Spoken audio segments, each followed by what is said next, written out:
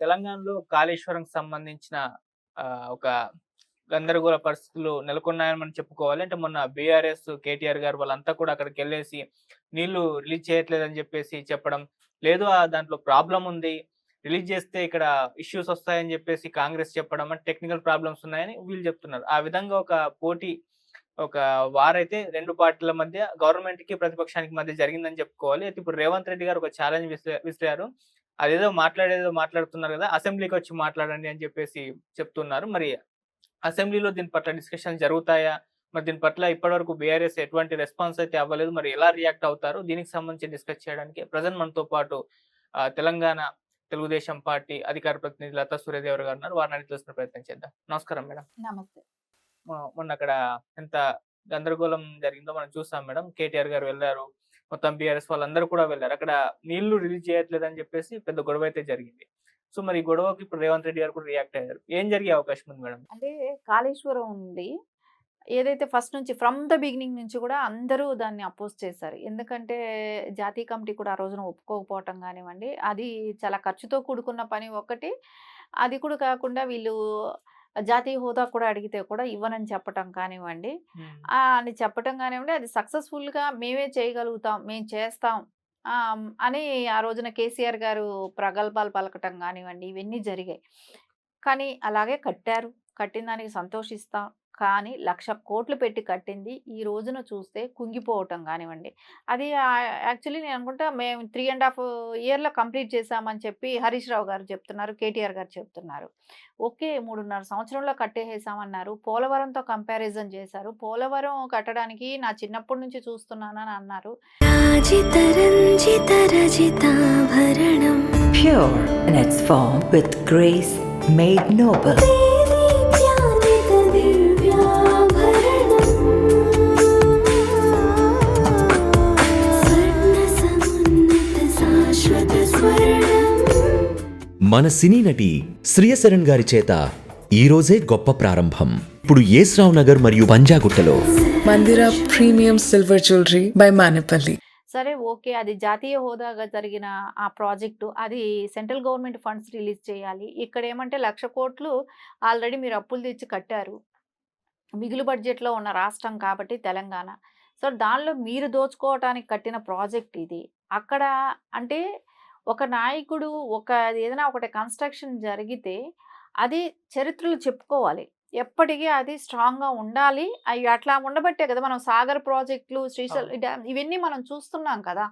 ఇవన్నీ కూడా 50 ఏళ్ళు, 60 ఏళ్ళు, 70 ఏళ్ళు ఇంత చరిత్ర ఉన్నాయి అన్నిటికి. ఈ బ్యారేజీలకన్నిటికి కూడా. మనం ఇప్పుడు చూస్తే కాళేశ్వరంది 3.5 సంవత్సరంలో మేము కట్టేసామని చెప్పారు. 3.5 సంవత్సరం ఓపెన్ చేసినా సంవత్సరం కూడా కాలేదు. అప్పటికే కుంగిపోవటం, బీటలు పడటం, కన్నాలు పడటం. సరే ఇప్పుడు దానిలో ఫిల్ చేస్తే కూడా మళ్ళా అది ఓపెన్ అయిపోతది అని చెప్పి జాతీయ కమిటీ వాళ్ళొచ్చి దాని నివేదిక ఇవ్వటం కూడా సెంట్రల్ గవర్నమెంట్‌కి వాళ్ళు నివేదిక ఇవ్వటం కూడా జరిగింది. హ్మ్. కానీ వీళ్ళు బాగు చేయాలి అని అనుకున్న వాళ్ళైతే ఒకవేళ వాళ్ళ అధికారంలో ఉన్నప్పుడే అది పోయింది. మేడిగట్టు కుంగిపోవటం బీఆర్ఎస్ అధికారంలో ఉన్నప్పుడే కుంగిపోయింది. కానీ వాళ్ళు దాన్ని బాగు చేయాలనే ఆలోచన వాళ్ళకి లేదు. హ్మ్. ఎంతసేపు వాళ్ళు దోచుకున్నామా, దాచుకున్నామా ఎందుకంటే వాళ్ళకి తెలుసు మనం అధికారంలోకి రామనేది వాళ్ళకొక ఐడియా ఉంది బీఆర్ఎస్‌కి. హ్మ్. ఎవరైతే అధికారంలో వస్తారో వాళ్ళు చేయలేదు ఆ నెపం వాళ్ళ మీద నెట్టొచ్చు అనే ఒక ఆలోచనతో ఆ రోజున ఎలక్షన్స్‌కెళ్ళటం గానివ్వండి, వాళ్ళు ఓడిపోవటం గానివ్వండి, ఇప్పుడు గుర్తొచ్చిందా? హ్మ్. వీళ్ళకి ఇప్పుడు గుర్తొచ్చింది. గా ఎలక్షన్ అయిపోయిన తర్వాత ఇప్పటికి 2 ఏళ్ళు అయిపోయింది గదా! అప్పుడంతా ఎందుకు మాట్లాడలేదు? అప్పుడు అంటే ప్రజల్ని ఒక తప్పుదారి పట్టించేది. ఇది కాంగ్రెస్ హయాంలోనే జరిగింది అని ఒకటి పోర్ట్రే చేయాలనే ఒక ఉద్దేశం. కానీ ఓకే. జరిగింది బీఆర్ఎస్ ప్రభుత్వం ఉన్నప్పుడే జరిగింది. వాళ్ళు దాన్ని ప్యాచప్ చేయాలనుకున్నా, దాన్ని ఆ క్రాక్స్‌ని ఏదైనా చేయాలన్నా, ఆ కుంగిపోయిన డ్యామేజ్‌ని ఏదైనా చేయాలన్నా అది వాళ్ళున్నప్పుడు చేసుండొచ్చు కదా! ఎందుకు చేయలేదు? దీనిలోనే మనకు క్లియర్‌గా అర్థమవుతుంది. వీళ్ళు మోసం చేసేదానికే కానివ్వండి, అది చేయాలంటే చాలా ఖర్చుతో కూడుకున్న పని. ఓకే. సో, దాన్ని చేయటానికి కుదరదు. కుదరదు అనంటే కొన్ని వేల కోట్లతో పడ్డ పని. సో, వీళ్ళు దోచుకున్నది అది కూడా కాకుండా దాన్ని బాగు చేస్తున్నాము అని చెప్పేసి ఇన్ని వేల కోట్లు ఖర్చు పెడితే, సో, ఇప్పటి వరకు జరిగిన కన్‌స్ట్రక్షన్ అంటే నాసిరకం పనులు జరిగాయి అనేది బయటొస్తది.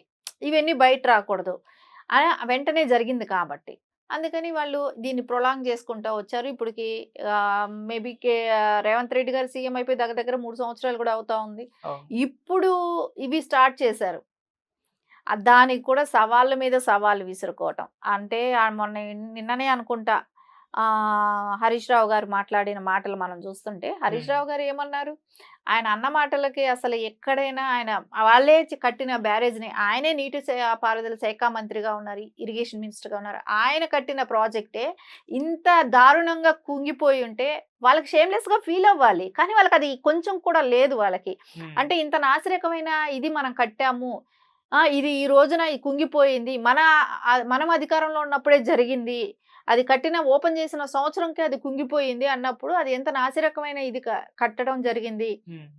దీనిలో ఎంత స్కామ్ జరిగింది అనేది ఏమీ లేకుండా వీళ్ళు మళ్ళా ఈ రోజున వచ్చి ఆయన మాట్లాడే నాకు ఫ్యాన్ వద్దు, భోజనం వద్దు, కార్ వద్దు, ఆఫీస్ వద్దు, కుర్చీ వద్దు, నిలబడుకొని చేస్తావా? నీకు అన్ని ఫెసిలిటీలు ఇచ్చి ఒక ఆఫీస్ ఇచ్చి పెద్ద అన్ని రకాల వసతులు కల్పించి చేస్తేనే ఈ రకంగా తగలబెట్టారు. హ్మ్. ఇప్పుడు మళ్ళీ ఏమీ వద్దంట ఈయనకి. కానీ డబ్బులు మటుకు ఇవ్వాలంట. ఏంటి లాజిక్ ఏంటి? ఓకే. మళ్ళా మీ పాకెట్లలోకి వెళ్ళటమా? హ్మ్. సరే దాన్ని కూడా రేవంత్ రెడ్డి గారు దాన్ని కూడా స్వాగతించారు. ఓకే, మీకు ఇస్తాము. మీరు అసెంబ్లీకి రండి. కేసీఆర్ గారిని తీసుకొని అసెంబ్లీకి రండి. అసెంబ్లీలో డిస్కషన్ జరిగిన తర్వాత అదేదో మీకే ఆ కాంట్రాక్ట్ ఇస్తాం. మీరే చేయండి హ్మ్. అని అన్నారు. కానీ అది ఇచ్చిన తర్వాత స్వాగతించాలి కదా! వాళ్ళు అసెంబ్లీకి వెళ్ళాలి కదా! హ్మ్. స్వాగతిస్తే అప్పుడు ఓపెన్‌గా తెలుస్తది ప్రజలకి. వీళ్ళు ఎళ్ళరు. నాకు తెలిసి బీఆర్ఎస్ వాళ్ళు వెళ్ళరు. ఓకే. ఎందుకంటే ఆ 1,00,000 కోట్లు ఏ రకంగా ఖర్చయ్యాయి? ఎవరెవరు ఎంతెంత తిన్నారు? ఇవన్నీ బయటొస్తాయి కాబట్టి ఖచ్చితంగా వాళ్ళు అసెంబ్లీలో వెళ్లి దీని గురించి డిస్కషన్ అయిందనుకో ప్రజలకు ఓపెన్‌గా తెలిసిపోతది. అందుకని కేసీఆర్ గారు ఇప్పుడే వెళ్ళట్లేదు. ఇంకా కాళేశ్వరం గురించి వెళ్తాడా ఆయన? ఆయన వెళ్ళే పరిస్థితి కూడా ఉండదు. ఓకే. సో, ఇప్పుడు వెళ్ళకుంటే ఇది అంటే ఇప్పటికి బీఆర్ఎస్ కాంగ్రెస్ మిస్టేక్ అని చెప్పేసి ప్రొజెక్ట్ చేసే ప్రయత్నం చేసింది. సో, రైతులకు అన్యాయం చేస్తుందని చెప్పేసి చెప్పారు. సో, రేవంత్ రెడ్డి గారు దీన్ని ఈ విధంగా ఫేస్ చేశారు. మరి ఇప్పుడు ప్రజలు ఏ విధంగా డిసైడ్ అవుతారంటారు మేడం? ఆహ్, కాంగ్రెస్ ప్రభుత్వాన్ని నమ్ముతారా? లేకుంటే బీఆర్ఎస్ చెప్పే మాటలను నమ్ముతారా? ఇప్పుడు బీఆర్ఎస్ మాటలు నమ్మటానికైతే అస్సలు ఎక్కడ కూడా మనకు లేదు. హ్మ్. ఎందుకంటే మేము కాంగ్రెస్‌ని కూడా అడగొచ్చు. హ్మ్. ఎందుకంటే అది వచ్చిన టైమ్ పీరియడ్ తక్కువ. కంపారిటివ్ వీళ్ళకి లాంగ్ పీరియడ్ ఇచ్చారు బీఆర్ఎస్‌కి. అవును. 9½ ఇయర్స్ వీళ్ళు అధికారంలో ఉన్నారు. హ్మ్. 9½ ఇయర్స్ అధికారంలో ఉండి వీళ్ళు కట్టిందేంటి, చేసిందేంటి అనేది ప్రజలకు తెలుస్తా ఉంది ఇక్కడ. అరే! ఏమి 1,00,000 కోట్లు పెట్టి ఒక ప్రాజెక్ట్ కట్టామని చెప్పారు. ఆయన తప్ప ఎవరు కట్టలేకపోతారు. అది ఎవరు కూడా చేయదు. ప్రపంచంలోనే నేనే చేయగలిగాను అని అన్నారు. సరే అది ఎప్పుడు మనం మాట్లాడతాం? సంవత్సరం రోజులకు మాట్లాడుకోవటానికా ఆ టాపిక్కు? తర్వాత దాని గురించి ఏమైనా మాట్లాడాల్సొచ్చినప్పుడు ఇంత చండాలమైన ప్రాజెక్ట్ కట్టింది కేసీఆర్ తుగ్లక్ పరిపాలన నుంచి నడిపించారు అనే కదా అంటారు. అంటే ఎవరైనా 1,00,000 కోట్లు తీసుకెళ్ళి అలా ఇచ్చేస్తారా? ఈ రోజున రైతులకి కొద్ది రోజులు ఆశలు పెట్టడం జరిగింది దాని మూలాన. అంతే గదా! ఇప్పటి వరకు నీళ్ళు వచ్చాయి గతంలో. ఇప్పుడు రాలేదు అంటే వాళ్ళకి అది వ్యతిరేకత ఎవరి మీదకి పడతది? హ్మ్. ఇప్పుడు విలేజ్ స్థాయికెళ్ళిపోయిన తర్వాత వాళ్ళకి అది కుంగిపోయిందనో, ఈ డిస్కషన్స్ అంతా వాళ్ళంత పట్టించుకోరు. మాకు నీళ్ళు రాలేదు. వాళ్ళ ఆలోచన కూడా అదే అక్కడ. బీఆర్ఎస్ స్ట్రాటజీ కూడా అదే. ఇప్పుడు విలేజ్ స్థాయి, రూరల్ ఎళ్ళిపోయినారనుకో నీళ్ళు కేసీఆర్ టైంలో నీళ్ళొచ్చినాయి. ఈ అవును. కాంగ్రెస్ వచ్చింది నీళ్ళు రాలేదంటారు. కానీ అక్కడ జరిగిన ఇష్యూ తెలీదు కదా! అవును. ఆ ఇష్యూని వాళ్ళు కప్పిపుచ్చటం కోసం ఇప్పుడు స్టార్ట్ చేశారు. హ్మ్. సో, నేననుకుంటాను అందరూ అంత అమాయకంగా ఉంటారనైతే నేను అనుకోవట్ల. ఇప్పుడు ఆయన ఉద్దేశ్యం ఏంటి? తెలంగాణలో రైతులు వాళ్ళకి చదువు ఉండదు. వాళ్ళు అసలు ఆలోచించలేరు. వాళ్ళకంత నాలెడ్జ్ ఉండదనే ఆలోచనలో హరీష్ రావు గారు గానివ్వండి, బీఆర్ఎస్ వాళ్ళు కానివ్వండి, కేటీఆర్ గారు గాని వీళ్ళందరి ఆలోచన అలా ఉంది. రైతులు కూడా ఆలోచిస్తారు. వాళ్ళు చదువుకున్న వాళ్ళు. వాళ్ళకి అవగాహన ఉంటది. కానీ ఇప్పుడు పని నడిచేది ఎట్లా అనేదే ఒకటి. ఎందుకంటే గత వాటరొచ్చింది. కొద్ది రోజులు ఆ పంటలు పండించుకున్నాం, అనుభవించాం కాబట్టి ఇప్పుడు కూడా వాటరొస్తే బావుంటదనేది ఎవరికైనా అనిపిస్తది. సో, దానికి తగ్గ ఇది చెయ్యాలనంటే మన దగ్గర డబ్బులు లేవు. ఓకే. లాస్‌లో ఉన్నాము. సరే అప్పులు చేసిపోయారు. నాకు తెలిసి వీళ్ళ మీద సీబీసీఐడీ ఎంక్వైరీలు నడిచాయంటే కల్వకుంట్ల కుటుంబం మీద మొత్తం మన తెలంగాణ రాష్ట్రం అప్పులన్నీ కూడా తీరిపోయి సో అందరికీ రైతులకు కూడా అందరికి ఇప్పుడు ఆయన ఇచ్చింది ఎందుకు ఇచ్చాడు 4,000 రైతు భరోసా చెప్పండి ఎందుకు ఇచ్చాడు ఆయన 100 ఎకరాలకి వాటికి ఆయన కూడా తీసుకున్నాడు కదా ఎక్కడైనా రాష్ట్రం అభివృద్ధి కోసమో రాష్ట్ర రైతుల కోసం చేయాలనుకున్న వాళ్ళకి చిన్నకారు రైతులకి ఇస్తారు ఒక లిమిటేషన్ పెట్టుకోండి 5 ఎకరాలు ఉండే వాళ్ళ 10 ఎకరాలు ఉండే వాళ్ళకి ఇద్దామా అనేది రైతు భరోసా పెట్టుకోండి 100 ఎకరాలు ఉన్న వాళ్ళు తీసుకున్నారు 200 ఎకరాలు ఉన్న వాళ్ళు తీసుకున్నారు 300 ఎకరాలు తీసుకున్నారు కేసీఆర్ కూడా పేద రైతే ఎవరు రైతులకు చేసింది మేలేంటి చిన్న రైతు 2 ఎకరాలు ఉండే వాళ్ళకి 8,000 ఇచ్చావు 200 ఎకరాలు ఉండే వాళ్ళు తీసుకున్నారు కోట్లలో ఎవరికి మంచి చేశారు ఇక్కడ అది మల్లారెడ్డి గారే చెప్పారు కదా ఒక స్టేజ్ పైన ఆయన దగ్గర ₹1 కోటి దాకా తీసుకున్నానని అంటే ఎవరి కోసం చేశారు ఇది పరిపాలన తెలంగాణలో అధికారం వచ్చిన తర్వాత బీఆర్ఎస్ అధికారంలోకి వచ్చిన దగ్గర నుంచి బీఆర్ఎస్ దోచుకున్నంత ఇప్పటి వరకు మన స్వతంత్రం వచ్చిన దగ్గర నుంచి కూడా కేసీఆర్ కుటుంబం దోచుకున్నంత ఎవరు ఏ నాయకుడు కూడా దోచుకొని ఆ విధంగా దోచుకోబట్టే ఈ రోజున తెలంగాణ జీతాలు ఇచ్చుకుని లేని పరిస్థితిలో ఉంది దీని అంతటికీ కారణం ఎవరు అంటే కల్వకుంట్ల కుటుంబం థ్యాంక్ యూ సో మచ్.